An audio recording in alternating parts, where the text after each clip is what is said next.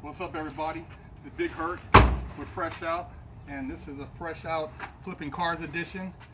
If you watched my previous episode, you know that I buy and sell cars, broker cars, and deal with a lot of old schools, classics, and stuff like that. Well, today we have a 1968 drop Cutlass. I got this from the homie to help him flip it, and basically, you see he took an old car and made it all resto mod. Custom interior. It's got a custom paint job on it, power top. He has some motor work done on it. You know, when you're looking for an old school, you can go one of two ways. You can go all original or you can go custom.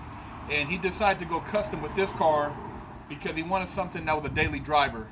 A lot of the older cars are carbureted, so depending on how the weather is, you know, you might have some issues starting the car in the morning, and you know, if it's a higher altitude, the car might not run as smooth as it should. So when you have a fuel injected car, it makes a big difference with performance and everyday use.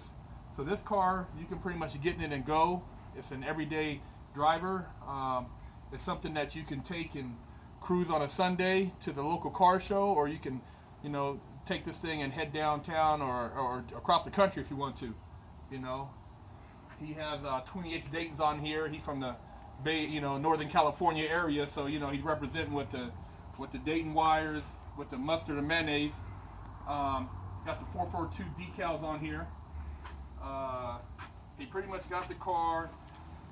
He went from doing the body work, the paint, the interior. There's a couple little things I'm gonna do to the car before I sell it for him, and I'm gonna clean up a few little things as far as detail with the interior, and go through and make sure the brakes are straight, the suspension straight, all the gauges work. You know, whenever you're selling an old car, you want to make sure all the little things are functioning so that the buyer doesn't have any issues with the car. Those are the major things: the gas gauge, the speedometer, you know, the temperature gauge. You don't want the car to overheat. These are things that you want to pay attention to.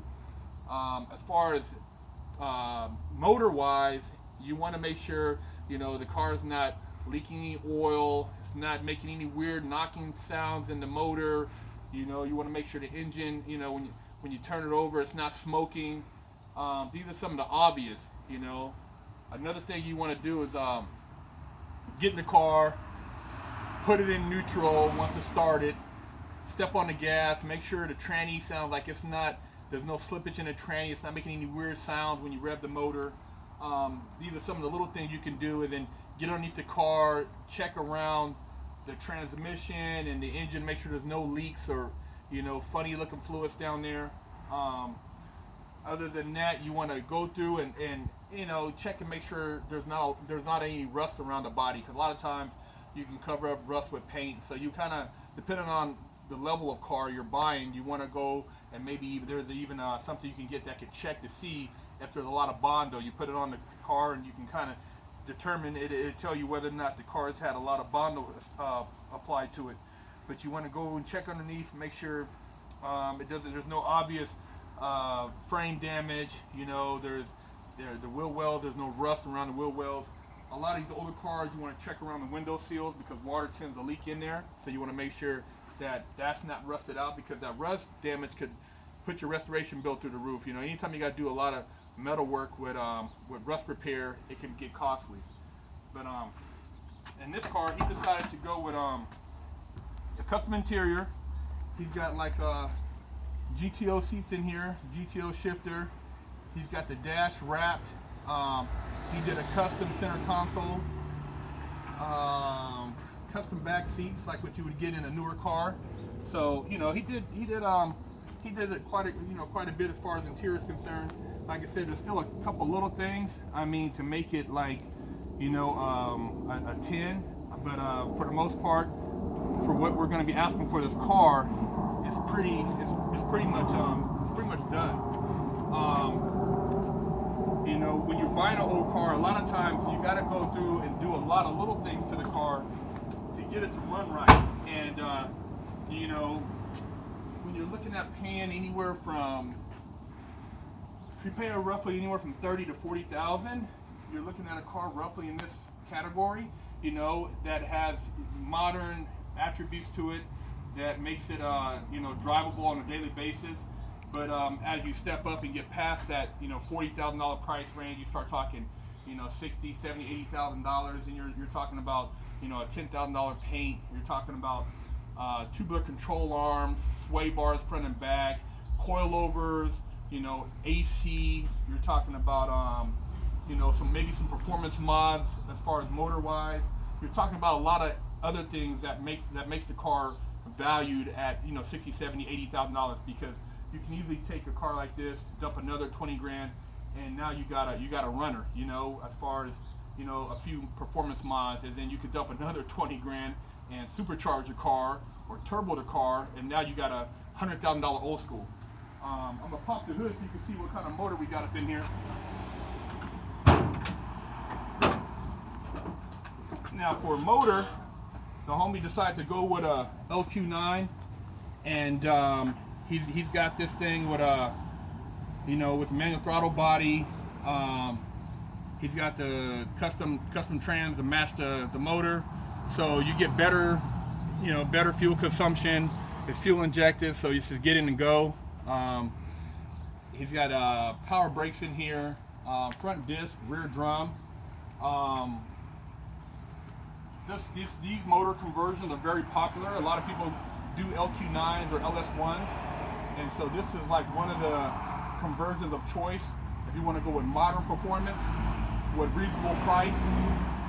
Something like this will run you maybe 15 grand, because you're changing out the wiring harness, the motor, the trans. Sometimes you're looking at the drive, sometimes drive shaft, sometimes rear end. But for the most part, you're looking at anything between that price range, 15 to 20, depending on how far you go with the conversion. But this is something that we can do. You can always hit me up and holler at me about the car thing, and we can put something together for you. But yeah, the homie, we had this done through one of our connections, and this is a pretty nice setup. This is basic. The maintenance is easy. The parts is cheap. You can pretty much find these parts at Pep Boys or O'Reilly or AutoZone, so you don't have to worry about trying to find a lot of the older parts for the car.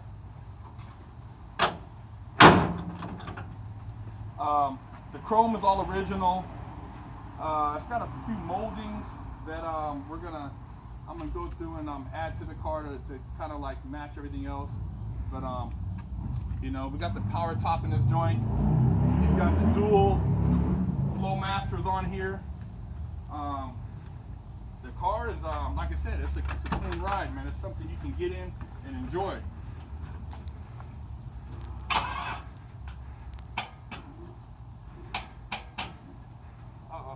Well, I had to jump it because the car's been sitting earlier, so I'll jump it again here in a minute so I can let the car charge, the battery charge a little bit more. Another thing is when you have these old schools like this, and they sit, this car has been sitting for a couple weeks, I haven't really been starting the car. Sometimes you can have a slow battery drain, and that slow battery drain requires you to put the car on a tender or charge the battery every now and then. So if you have the car on a tender, then the battery stays charged. Otherwise, you're gonna have to jump the car every now and then just to make sure that the battery stays fresh. I might be able to go ahead and jump it for you guys real quick so you can hear it start up again.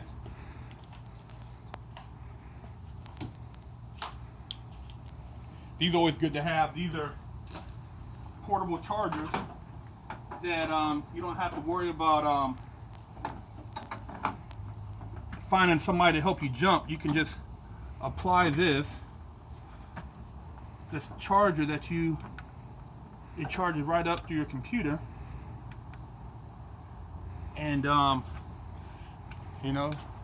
should usually do the trick.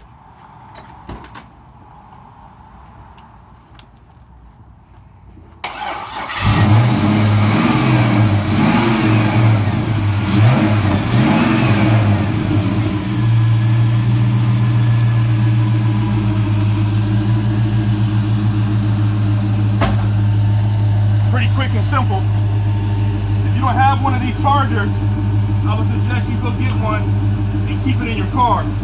They come in handy so you don't get sprained or have to worry about somebody giving you a jump.